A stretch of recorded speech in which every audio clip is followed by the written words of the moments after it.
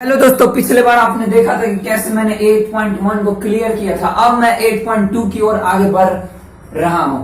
ठीक है दोस्तों, तो पहला सवाल आप देख सकते हैं। पिछले बार मैंने बता दिए थे कि कैसे ये जो है एंगल्स हैं, इनके कैसे मान निकाले जाएंगे। ठीक है, कोनों के मान तो वो आप निकाल लीजिएगा। देखिए sin 60 का 3/2 होता है और cos 30 का 3/2 होता है। तो 3/2 इंटू 3/2 एंड cos 60 का 1/2 और sin 30 का भी 1/2। तो इन दोनों में इंटू होगा। जब √3 होगा तो √3 का स्क्वायर रूट कट जाएगा, इसलिए 3 हो जाएगा। ये 3/4, 2 इंटू 2 4 और उधर 2 इंटू 2 4 और 1 इंटू 1 और उसके बाद एलसीएम लेके 3 प्लस 1 हो जाएगा और 4/4 यानी 1 हो जाएगा। ठीक है दोस्तों, अब मैं इसी में का एक सवाल तीसरा नंबर बताता हूं जो कि बहुत हार्ड है। ठीक है, चलिए उसकी ओर बढ़ते हैं। तो ये है दोस्तों 1 नंबर का तीसरा क्वेश्चन जो कि बहुत टफ है। इसमें 2 पार्ट में आंसर आएगा, मतलब 2 बार इसमें बहुत लंबा प्रोसेस लगाना पड़ेगा, उसके बाद आंसर आएगा।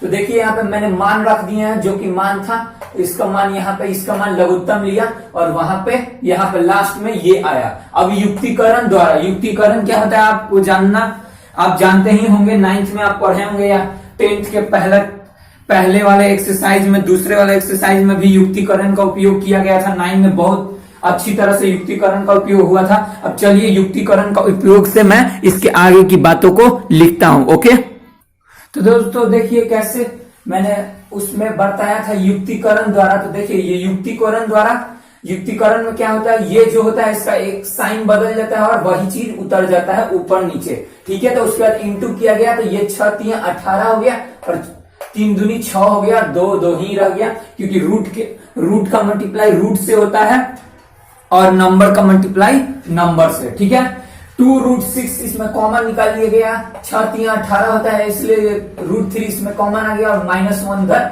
कॉमन आ गया। ठीक है, और इसका स्क्वायर ये कैसे हुआ, a + b a - b, तो a² - b² ये फॉर्मूला है। मैंने पिछले वाले 8.1 में बताया था, आपको याद होगा तो उसी तरह आया होगा।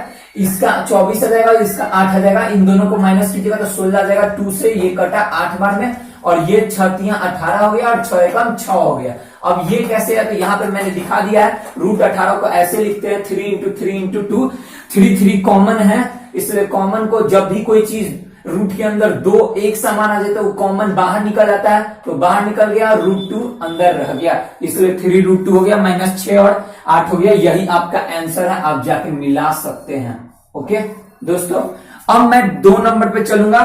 ठीक है, बाकी तो सवाल इसी के जैसे हैं, ऐसे ही। हाँ, उतना हार्ड नहीं है, उस सब में भी युक्तिकरण करना है तो युक्तिकरण द्वारा आप उस सब भी निकाल लीजिएगा। अब मैं 2 नंबर बता रहा हूं, 3 नंबर बताऊंगा और 4 का 1 नंबर या 2-3 नंबर बताऊंगा। ठीक है, चलिए। तो दोस्तों 2 नंबर में है, आपको टिक करना है इसमें से चारों में से कौन सा विकल्प सही है। तो देखिए पहले टिक करने के लिए आप एक ही तरीका है, इसको सॉल्व कीजिए। इसका 1/√3 होता है और ये इसका स्क्वायर हो जाएगा, क्योंकि ये tan 30 का स्क्वायर है। tan 30 का मान 1/√3 होता है, 2 से इंटू हुआ तो 2/√3 हो गया और ये 1/√3, 1 का स्क्वायर 1 हो गया, √3 का स्क्वायर 3 हो गया, 3 + 1 4/3 हो गया। यहाँ पे इन 2 से 4 को काटा गया 2 भाग में और √3 से 3 को √3, क्योंकि 3 होता है √3 × √3 ही को 3 कह सकते हैं, आप जानते हैं ये बात।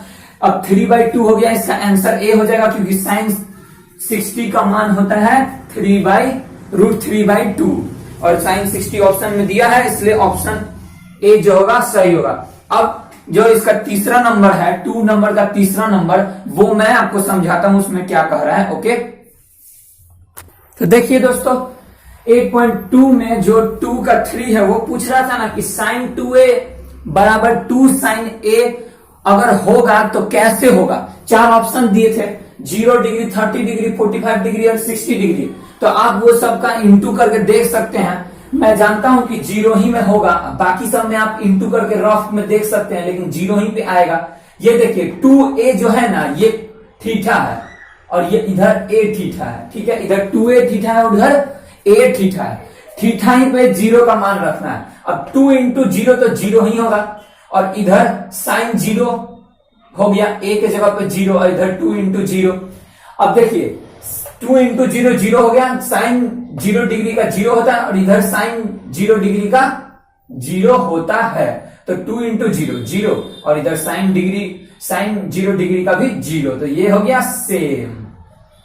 तो ऑप्शन ए जो है वो है क्या, राइट विकल्प, यानी सही विकल्प ए है। ठीक है दोस्तों, 2 नंबर आपको समझ आ गया।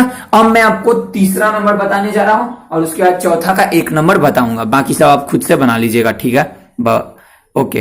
तो ये देखिए दोस्तों, ये 8.2 का 3 नंबर है। देखिए सबसे पहले एक बार a प्लस बी को थीटा मान लीजिए इसमें, और इसमें a माइनस बी को थीटा मान लीजिए। अब उससे पहले यहाँ पे शर्त है, a प्लस बी जो है 90 के बराबर हो सकता है, 90 से छोटा हो सकता है और 0 से बड़ा हो सकता है। यानी 90 से ज्यादा बड़ा आपको नहीं होने देना है और ना ही 0 डिग्री से आपको छोटा होने देना है। ठीक है दोस्तों, क्योंकि 0 से बड़ा होगा, 0 से आपको हो जाएगा बड़ा। ठीक है दोस्तों, तो अब देखिए आपको एक चीज बताऊं, अगर tan a प्लस बी मान लीजिए थीटा है, तो tan के किस वैल्यू पर √3 आता है, तो 60 पर। तो a प्लस बी का मान हो गया 60, क्योंकि a प्लस बी बराबर थीटा और थीटा का जवाब पे हो गया 60। और उधर tan a माइनस बी है जो, उसका कौन सा मान होता है, 1/√3। तो 1/√3 tan 30 का मान होता है, इसलिए a माइनस बी हो गया 30। हम इन दोनों को समीकरण मान लिए। एक और शर्त है, a जो है b से बड़ा आना चाहिए, देखिएगा आएगा। दोनों का समीकरण मान लिए, अगर माइनस इसमें किया जाएगा तो ये दोनों कट जाएगा। ठीक है, माइनस में साइन चेंज होता है, ये प्लस में है तो माइनस हो जाएगा, ये माइनस है तो प्लस हो जाएगा, और ये प्लस में है तो माइनस हो जाएगा। तो यहाँ पे a माइनस ए तो 0 कैंसिल हो गया और यहाँ पे प्लस हो गया, इसलिए b प्लस बी 2b हो जाएगा, और यहाँ पे 60 में 30 घटेगा तो 30 हो जाएगा। अब 2 को उधर भेजेंगे तो 30/2 यानी 15 हो जाएगा। 15 डिग्री b का मान हो गया। b का मान समीकरण 1 में रख देंगे, एक देख लीजिए a प्लस बी 60 है, तो a प्लस b के जगह पे 15, 16 उधर हो जाएगा तो 45। अब देखिए ये आपको ये वाला शर्त क्लियर हो गया, क्योंकि a हो गया 15 और b हो गया, सॉरी a हो गया 45 और b हो गया 15। ये शर्त है ना, a जो है b से बड़ा होना चाहिए, ये शर्त था, तो a बड़ा है ना b से। तो यानी ये सवाल आपको बन गया और आपको समझ भी आ गया। ठीक है, अब मैं 4 का 1 नंबर बताने जा रहा हूं। तो ये देखिए 4 का 5 है ट्रू फॉल्स है, तो पहला फॉल्स होगा, दूसरा ट्रू होगा, तीसरा फॉल्स होगा, चौथा फॉल्स होगा, पांचवा ट्रू होगा। अब देखिए पहला में कह रहा था कि वो बराबर है कि नहीं। अगर मान लीजिए a का मान 30 और b का मान 60 है, तो ये तो 30 प्लस 60 90 हो जाएगा, तो 90 का मतलब 1 होता है। लेकिन अगर साइन a का मान 30 का ये होता है और साइन b का मान 60 का ये होता है, लेकिन जोड़ा जाए तो ये दोनों बराबर नहीं होते हैं। ठीक है, इसलिए वो फॉल्स हो गया। अब सेकंड नंबर ट्रू है।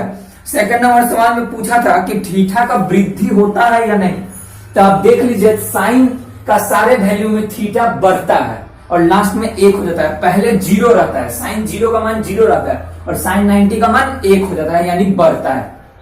लेकिन वही कॉस में उल्टा होता है। कॉस में पूछ रहा था कि कॉस में भी बढ़ता है, तो लिखाएगा फॉल्स, क्योंकि कॉस 0 का मान 1 होता है और कॉस 90 का मान 0 होता है, यानी 1 से 0, यानी घट रहा है। ठीक है, और चौथा नंबर पूछा था कि साइन और कॉस दोनों हर मान में बराबर होते हैं, नहीं बराबर होते हैं, सिर्फ 45 में, क्योंकि एक 45 साइन 45 और कॉस 45 दोनों का मान होता है 1/√2 दोनों का, इसलिए वो दोनों समान है। बाकी किसी चीज में समान नहीं है, सिर्फ 45 डिग्री में ही समान है। और पांचवा पूछा था कि कॉट 0 का मान अपरिभाषित होता है, तो हाँ जी हाँ ट्रू है। आप जाके देख सकते हैं कॉट 0 का मान अपरिभाषित होता है, ऐसे ही लिखा होगा, या तो ऐसे लिखता है और नहीं तो ऐसे लिखता है। ये दोनों का मीनिंग एक ही है, अपरिभाषित ही दोनों को कहा जाता है।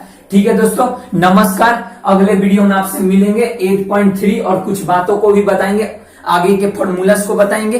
ठीक है, चलिए दोस्तों शेयर एंड लाइक कर दीजिएगा। Bye bye.